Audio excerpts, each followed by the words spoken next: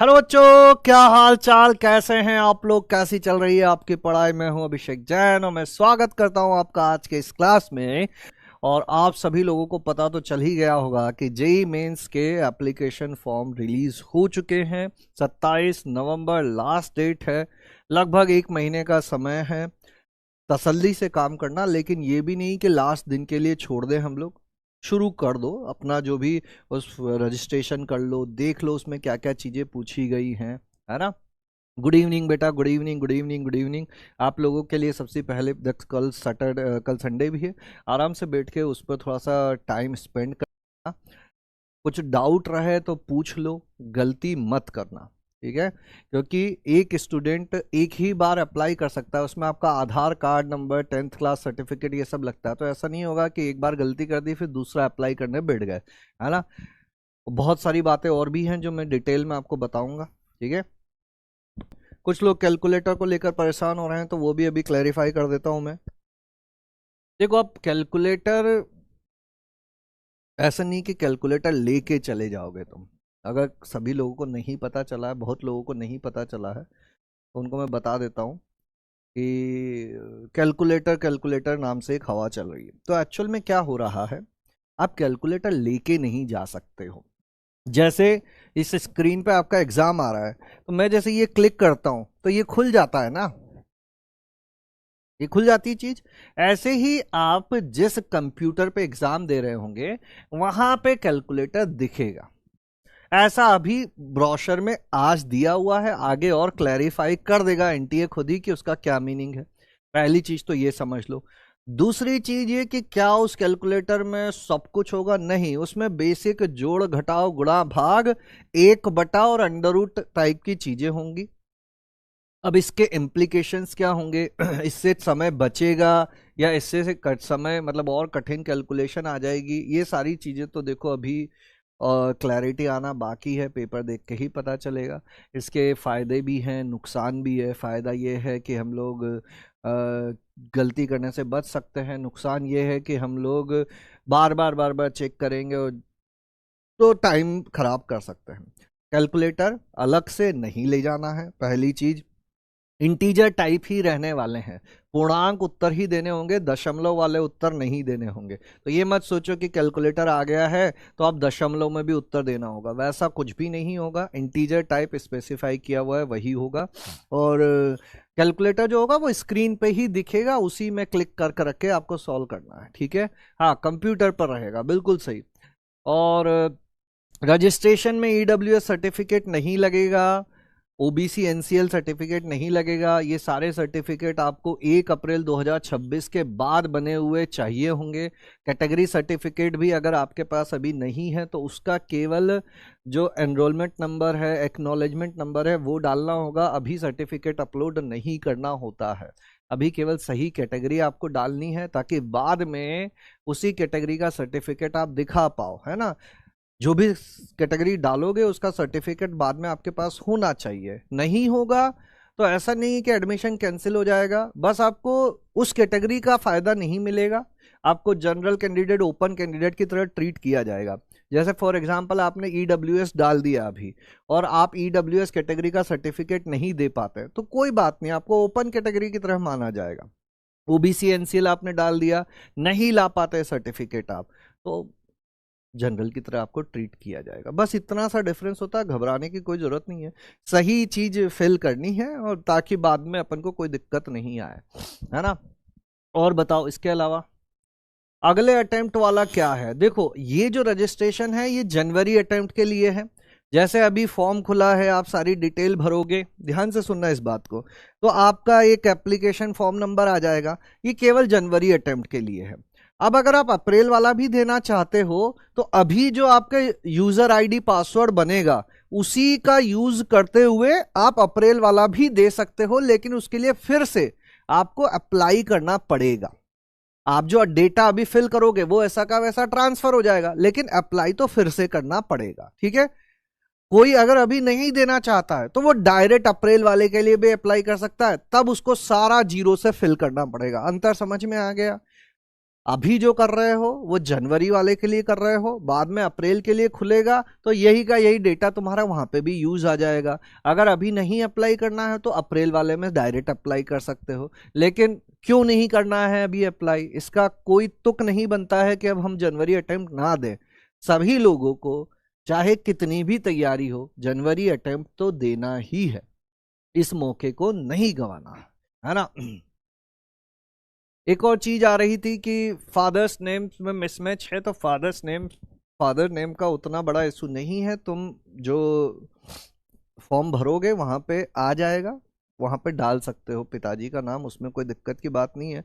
बस खुद का नाम जो है वो 10th क्लास सर्टिफिकेट और आधार कार्ड में सेम होना चाहिए, डेट ऑफ बर्थ सेम होनी चाहिए, ये दो चीजें जरूरी है।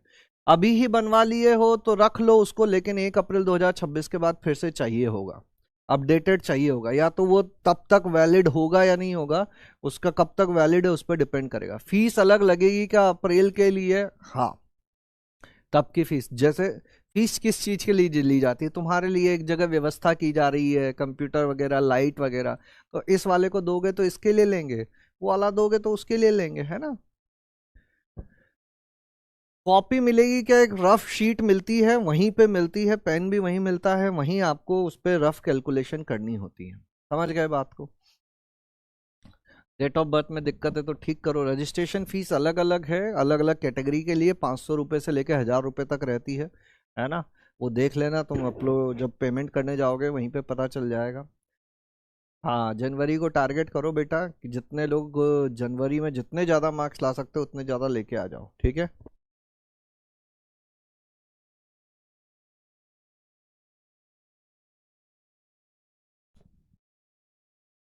कंप्यूटर पे कैसे देंगे? अरे जैसे मोबाइल पे देते हो सिंपल होता है, मॉक टेस्ट वगैरह दो, थोड़े बहुत मॉक टेस्ट दे देना, आ जाएगा। ईडब्ल्यूएस क्या है? ईडब्ल्यूएस होता है इकोनॉमिकली वीकर सेक्शन, ठीक है। आधार में डेट ऑफ बर्थ मिसमैच है तो ठीक करवाओ भैया उसको। रजिस्ट्रेशन में क्या क्या लगेगा, अब इस पे सारी डिटेल में बातें हम लोग करेंगे। 12th एप्लीकेशन नंबर मांग रहा है, तो 12th अपियरिंग डालोगे तो नहीं मांगेगा वो।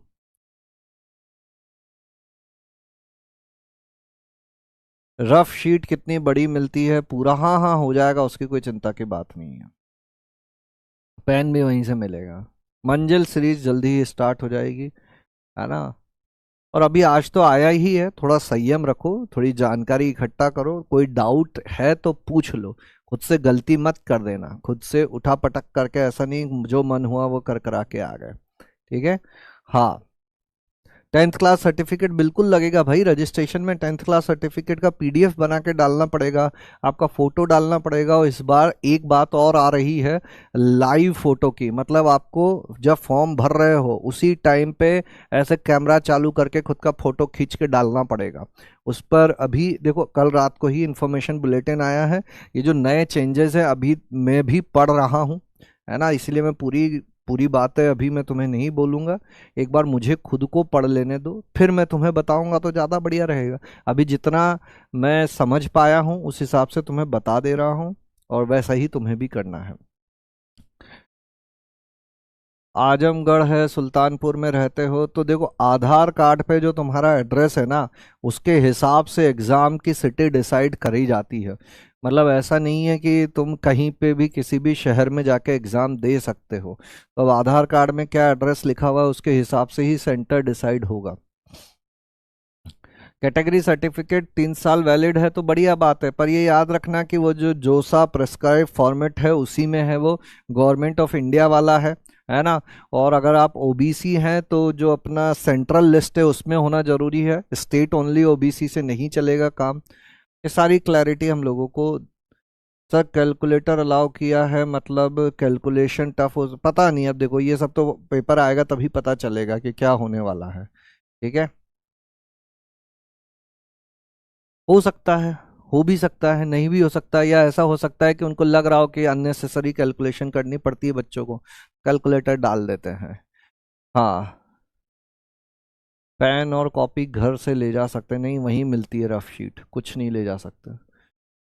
चलो भैया, अभी अपन जो है स्टार्ट करते हैं क्लास को। अभी बहुत सारी चीज़ें बाकी है, अभी जस्ट स्टार्ट हुआ है। थोड़े अपने सवालों को इकट्ठा करके रखो।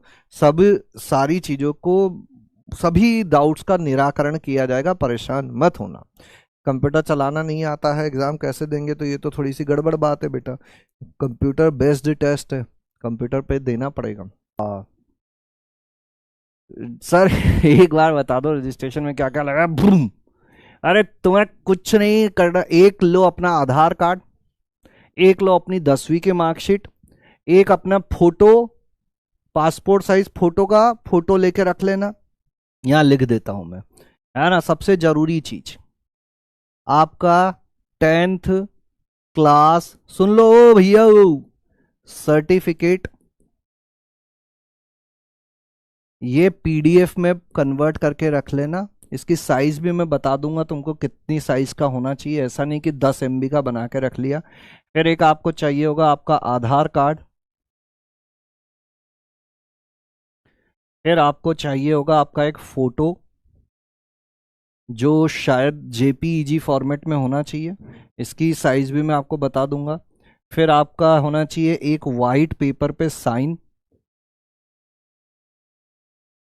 तुम लोग मानोगे तो है नहीं, है ना, तो लिख ही देता हूं मैं। फिर 10th क्लास सर्टिफिकेट का पीडीएफ बना लिया, इन दोनों का जेपीईजी फॉर्मेट में आप रख लोगे इनको फोटो खींच के। इस बार एक लाइव फोटो भी आ रहा है, लेकिन मैं अभी उस पर कमेंट नहीं करूंगा। ये 4 चीज़ें तो आपको चाहिए ही चाहिए। इसके बाद अगर आप पीडब्ल्यूडी कैंडिडेट हैं, फिजिकली डिसेबल्ड कैंडिडेट हैं, तो आपको यूडीआईडी चाहिए होगी। और आप किसी भी कैटेगरी को बिलोंग करते हैं तो आपका कैटेगरी आपको फिल करना होगा। इसमें आपका ईडब्ल्यूएस हो सकता है, ओबीसी एनसीएल हो सकता है, non creamy layer, SC, ST और पीडब्ल्यूडी। फिलहाल के लिए यही चीजें आपको चाहिए। और आपका डेट ऑफ बर्थ, माताजी का नाम, पिताजी का नाम, एड्रेस, ये सारी चीजें तो आपको पता होनी ही चाहिए, है ना। ये हैं बेसिक चीजें जो आपके पास होनी चाहिए। कैटेगरी बस भरनी है, कैटेगरी सर्टिफिकेट है, अच्छी बात है। नहीं है तो अभी उसका, अगर कैटेगरी सर्टिफिकेट के लिए आपने अप्लाई किया है तो उसका जो एक्नॉलेजमेंट नंबर होता है,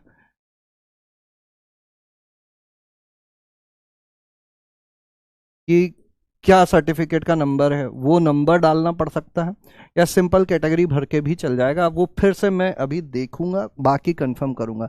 अभी के लिए ये बातें बता देता हूं मैं तुमको। और कुछ चाहिए होता है क्या? और कुछ नहीं। अच्छा, 12वीं पास कर ली है तुमने, तो वो 12th अपियरिंग, अगर तुम लोग में से कोई रिपीट कर रहा है, इम्प्रूव कर रहा है, तो उसका 12th passing year last year वाला ही माना जाएगा। और पिछले साल जहां से आपने, एक और चीज होती है स्टेट कोड ऑफ एलिजिबिलिटी, कि आप किस राज्य को आपका होम स्टेट माना जाएगा। तो जिस राज्य से आपने 12वीं की परीक्षा दी है, उसी राज्य को आपका स्टेट कोड ऑफ एलिजिबिलिटी माना जाएगा, आपका होम स्टेट माना जाएगा। उसी के आधार पर आपका होम स्टेट कोटा और अदर स्टेट कोटा डिसाइड होगा। ठीक है, तो इसको ध्यान से भरना। समझ गए बात को? बोलूं? और कुछ और सेशन भी रखेंगे जिसमें सारे डाउट्स क्लियर करेंगे। मंडे को मैं तुम्हारा जेई मेंस एप्लीकेशन फॉर्म से रिलेटेड बहुत सारी चीज़ों को क्लियर कर दूंगा। मुझे थोड़ा सा देख लेने दो ताकि मैं तुम्हें सही इन्फॉर्मेशन दूं। ठीक है, चलिए tata bye bye, good night. स्वस्थ रहें, मस्त रहें, खुश रहें, पानी पीते रहें, अच्छा खाएं, और सबसे ज़्यादा जो भी चीज़ प्यार लुटाते रहें, क्योंकि इस संसार को प्यार की बहुत ज़रूरत है। और एप्लीकेशन फॉर्म को लेकर इतना स्ट्रेस ना लें, हो जाएगा, ज़्यादा बड़ी चीज़ें नहीं है। Thank you.